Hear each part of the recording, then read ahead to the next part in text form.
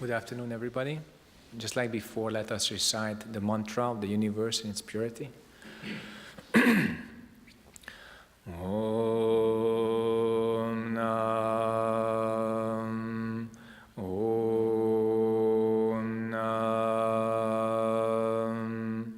Om Nam, Om Nam,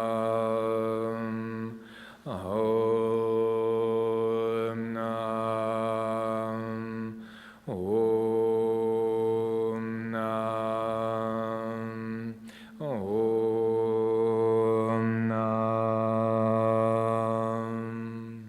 Thank you very much.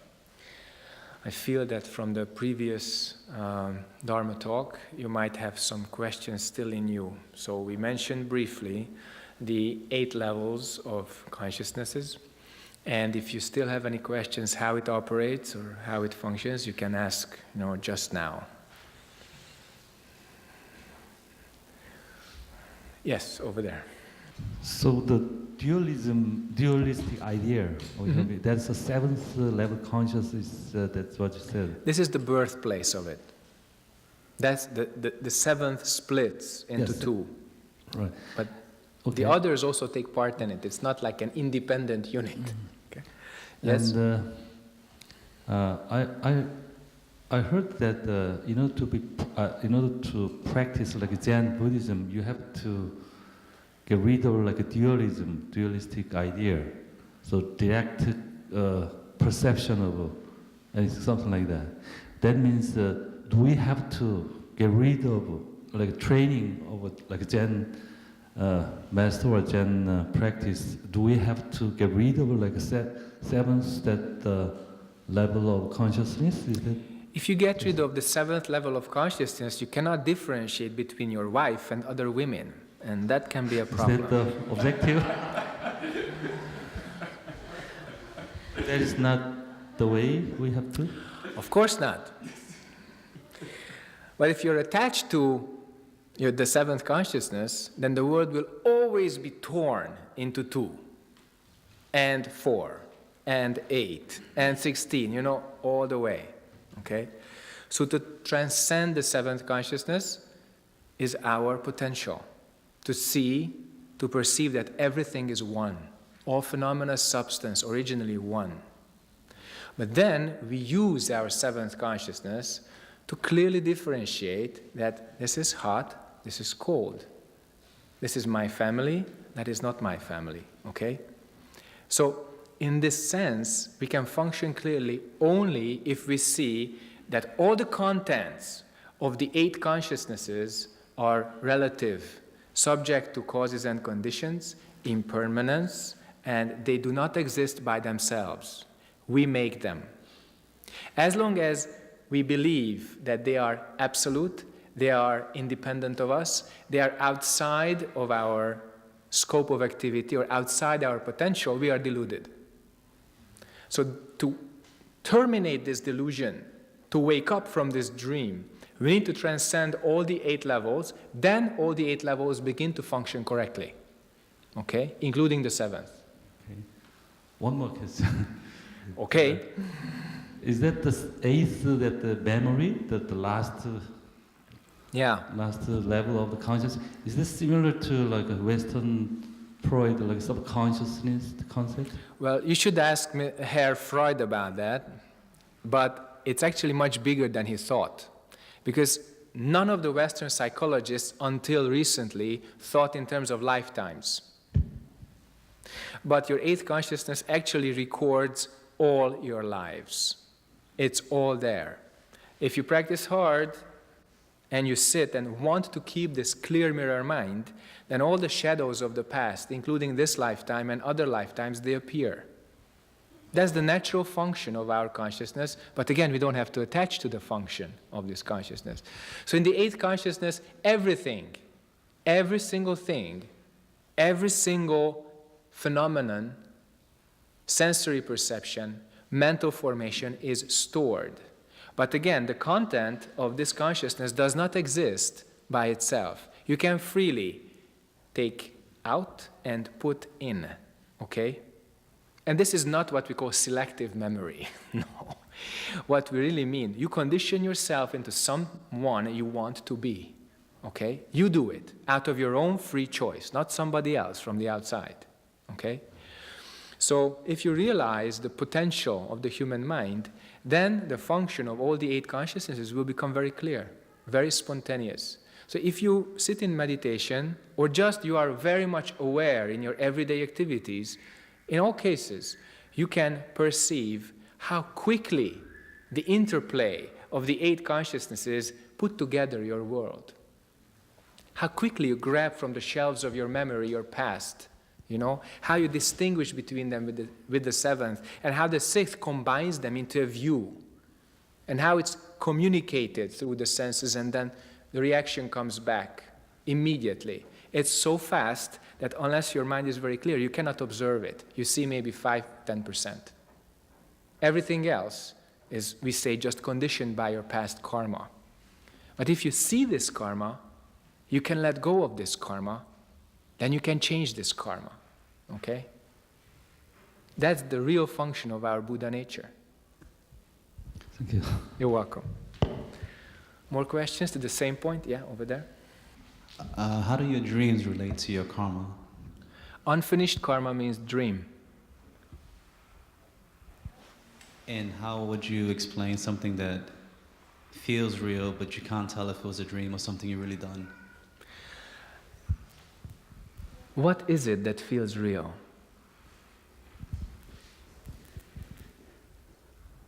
I'm not sure. I'm not sure. Keep that mind, okay? Keep this question. What is real?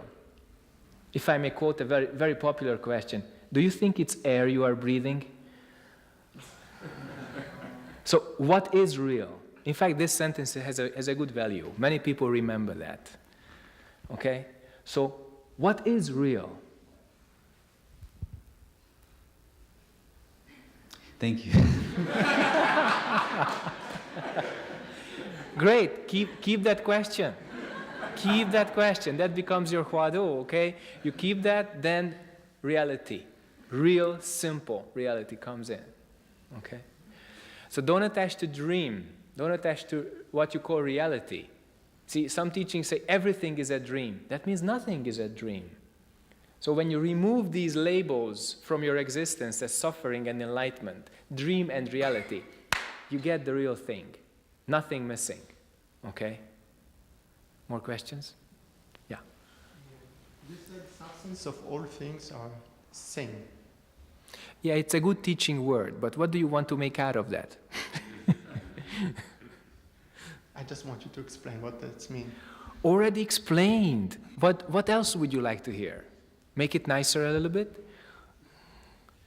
I just don't understand how my substance, floor substance, the sound substance, everything is the same. So my explanation would make the problem bigger. That's why I don't explain. Because if you practice don't know mind, which you very skillfully intuited before, then if you just keep this don't know, then you attain then your substance. And this whole universe is substance, is the same substance. But I can explain to you for 10,000 years, in all languages, with all cultures, you will still not get it. Correct. Correct. You know, it's very, very funny. But human beings are so much attached to words and speech, the smarter they are, the more attached they are, okay? But it's not the way. So when you return before thinking, when your body doesn't move, speech doesn't move, thinking doesn't move, it's like opening the 3 locks of a safe, and then opens, okay? Then, inside, outside become one. My explanation doesn't help you. Your practice helps you. Okay? Hannah? Here was a question, somebody? Go ahead. A question about the moving of one's mind, and I ask if compassion means both, because the Swedish language has 2 translations of that word. One is suffering with, and the other is feeling with, and I wonder if suffering with and feeling with someone is the same thing. If you could combine the two into one concept, that would be great. Without suffering with the other, you cannot really feel with the other. And if you just suffer with the other, it's really incomplete. So what would be great is this suffering with the other, feeling with the other, and helping the other would just come together. Okay? If you say feeling with the other had only emotional meaning, then use the other one, suffering with the other. That's closer to compassion. Okay? That's why when it's time to build a team, even in big corporations these days, they put themselves through some task or virtual suffering, you know? And the harder the task is, the better the team becomes, if they make it, okay? There are big movies about that, come on, okay? Everybody knows. Team spirit is built through some very serious task, okay? And that's how it works. So suffering with the other is actually closer to the function of compassion than just feeling with, okay? Okay, so one more aspect of the 8 consciousnesses and how they function together. I've said that the first 6 depends on your body, always, all the time, moment to moment. So if somebody has a brain damage, they cannot think, because that part of their physical being has been damaged where thoughts can occur and combine, okay? But they can still dream. They can still have phenomena from the 7th and the 8th. In all, we call that your karma body, where everything is stored and differentiated, okay? That's the 7th and the 8th. And when your physical being stops to exist, that means you die, then whatever you have in the 7th and the 8th goes and seeks another body.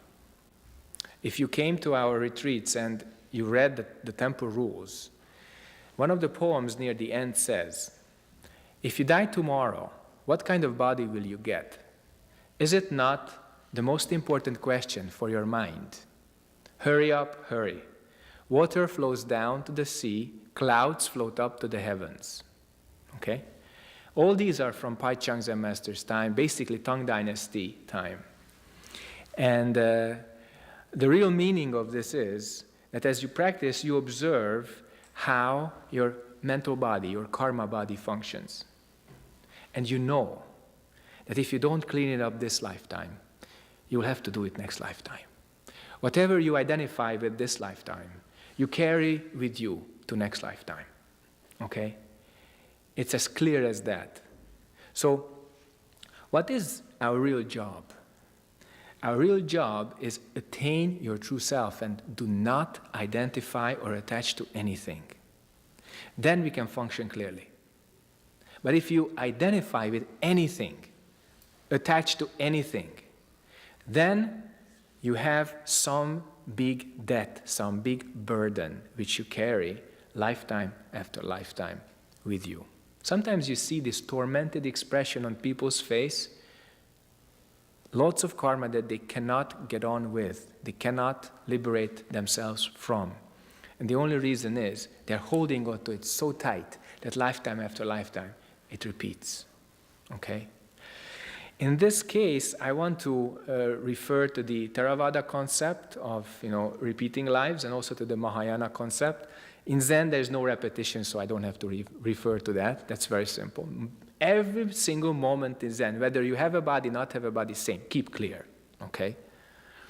In Theravada, there are basically some fundamental distinctions. One is the actual ignorant mind. The other is we call stream enterers, or in Sanskrit, Shrota Apanna, those who have entered the stream. They have seen the kind of continuation or continuous flow of their consciousness, how phenomena come just one after the other. If you start meditation, you get it very soon. So you see your own mind stream. And there are 2 more levels in this very basic distinction. They have a lot more systems, but I don't want to bore you with that. the once returner, okay? The Shakritagamin, that's also a Theravada concept. Once returner means your mind has just one more lifetime, then nirvana, bye-bye, okay? And the other has this very high level, the Anagamin, the non-returner. That's like a big, reward. Teacher says, you're Anagamin, never return, get into nirvana.